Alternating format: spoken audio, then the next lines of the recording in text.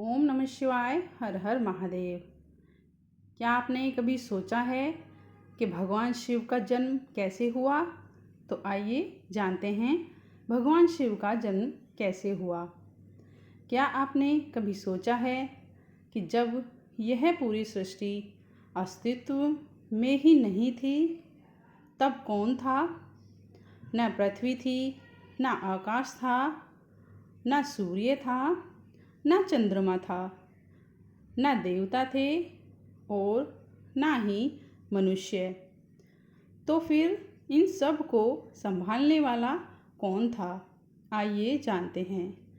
चारों ओर केवल एक अथाह शून्य था, लेकिन उस शून्य में भी एक ऐसी शक्ति मौजूद थी जिसे न समय बांध सकता था और न मृत्यु समाप्त कर सकती थी।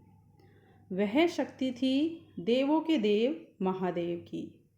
लेकिन यहाँ सबसे बड़ा रहस्य यह है कि जब महादेव स्वयं सृष्टि के पहले से मौजूद थे तो फिर उनका जन्म कैसे हुआ?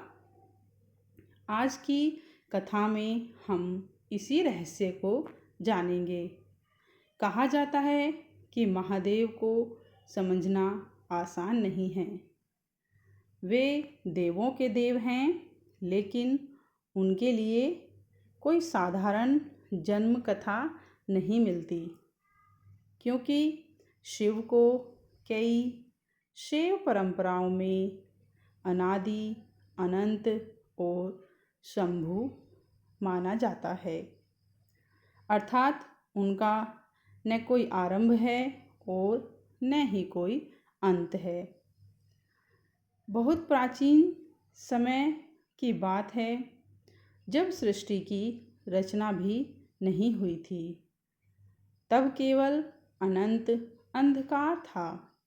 न दिन था, न रात, न प्रकाश था, न अंधकार को देखने वाला कोई। तभी उस अनंततः शून्य में एक दिव्य चेतना विद्यमान थी। वह चेतना इतनी विशाल थी कि उसमें अनगिनत ब्रह्मांड समाये हुए माने जाते हैं। उसी परम चेतना को शिव का निराकार स्वरूप कहा गया है। लेकिन फिर सृष्टि की रचना का समय आया। सृष्टि को चलाने के लिए विभिन्न शक्तियों का प्राकट्य हुआ और इसी क्रम में ब्रह्मा को सृष्टि की रचना तथा विष्णु को पालन का दायित्व मिला। लेकिन एक दिन ब्रह्मा और विष्णु के बीच यह प्रश्न उठा कि दोनों में श्रेष्ठ कौन है। दोनों अपनी अपनी शक्ति को महान मानते थे। तभी अचानक उनके सामने एक अद्भुत घटना घटी। उनके बीच एक विशाल अग्नि स्तंभ प्रकट हुआ। वह अग्नि स्तंभ इतना विशाल था कि उसका ऊपरी सिरा दिखाई नहीं दे रहा था और नीचे का अंत भी दिखाई नहीं दे रहा था। वह अग्नि स्तंभ इतना विशाल और बड़ा था। चारों ओर केवल दिव्य प्रकाश फैल गया। ब्रह्मा और विष्णु दोनों आश्चर्यचकित रह गए कि यह अजीब सी चीज़ क्या है। तब उन्होंने निश्चय किया कि जो इस अग्नि स्तंभ का आदि या अंत खोज लेगा वही श्रेष्ठ माना जाएगा। ब्रह्मा जी ने उसका ऊपरी छोर खोजने के लिए ऊपर की यात्रा शुरू की। विष्णु जी ने नीचे की ओर जाना शुरू किया। उन दोनों में इस बात को लेकर बहस शुरू हो गई। वे दोनों बहुत दूर तक गए, लेकिन उस अग्नि स्तंभ का न अंत मिला और न ही आरंभ। समय बीतता गया दिशाएं बदलती गई, लेकिन वह दिव्य स्तंभ समाप्त होने का नाम ही नहीं ले रहा था। तब विष्णु जी ने स्वीकार कर लिया कि यह शक्ति उनके समझ से परे है। ब्रह्मा जी भी उसकी सीमा तक नहीं पहुंच सके। उन्होंने भी यह स्वीकार कर लिया कि यह उनके लिए असंभव है। तभी उस अनंत अग्नि स्तंभ से एक दिव्य स्वर गूंजा। वह स्वर साधारण नहीं था, उसमें ऐसी शक्ति थी कि पूरा ब्रह्मांड जैसे कांप उठा और उसी अनंत ज्योति से भगवान शिव का दिव्य स्वरूप प्रकट हुआ। उन्होंने बताया कि यह ज्योति अनंत है, इसका न कोई आरंभ है और न ही कोई अंत। यही कथा हमें एक गहरा संदेश देती है। महादेव किसी साधारण शरीर से नहीं जन्म लेने वाले देव नहीं हैं। वे उस अनंत चेतना का स्वरूप हैं जो सृष्टि से पहले भी थी और सृष्टि के बाद भी रहेगी। इसलिए उन्हें कहा जाता है अनादि, जिसका ना ही कोई अंत है ना ही आरंभ, जिसका आदि नहीं अनंत नहीं, जिसका अंत नहीं, और शंभु, जो स्वयं ही प्रकट हुआ हो। शंभु मतलब जिसको किसी ने जन्म न दिया हो, स्वयं ही प्रकट हुआ हो। लेकिन महादेव के रहस्य की कहानी यहीं समाप्त नहीं होती। एक और प्रश्न उठता है, अगर महादेव अनादि हैं तो फिर माता पार्वती से उनका विवाह कैसे हुआ? यह भी अपने आप में एक अद्भुत रहस्य है। कहा जाता है कि जब संसार में शक्ति और शिव का संतुलन आवश्यक हुआ, तब देवी शक्ति ने विभिन्न रूपों में अवतार लिया। पहले वे माता सती के रूप में प्रकट हुई।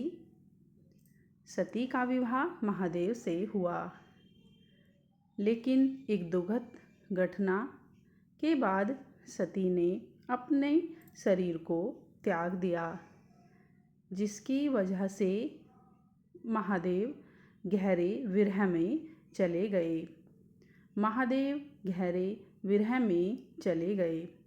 समय बीतता गया और वही आदि शक्ति फिर से हिमालय के घर में पार्वती के रूप में जन्मी।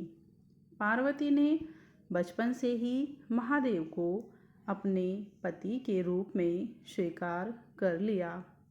उन्होंने कठोर तपस्या की।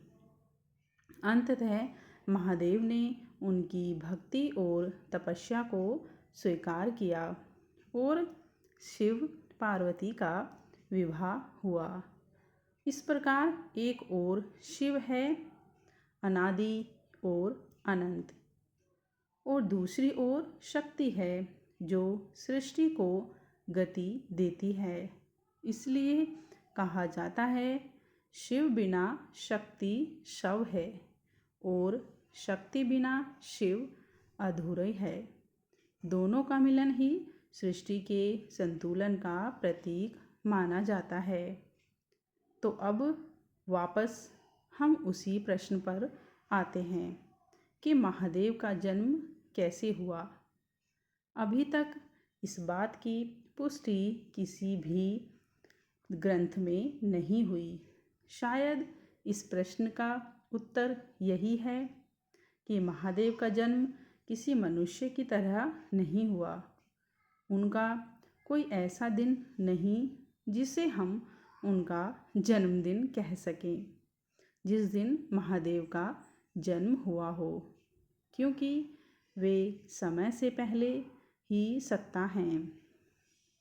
वे उस चेतना का प्रतीक हैं जिससे सृष्टि उत्पन्न होती है और अंत में उसी में विलीन हो जाती है।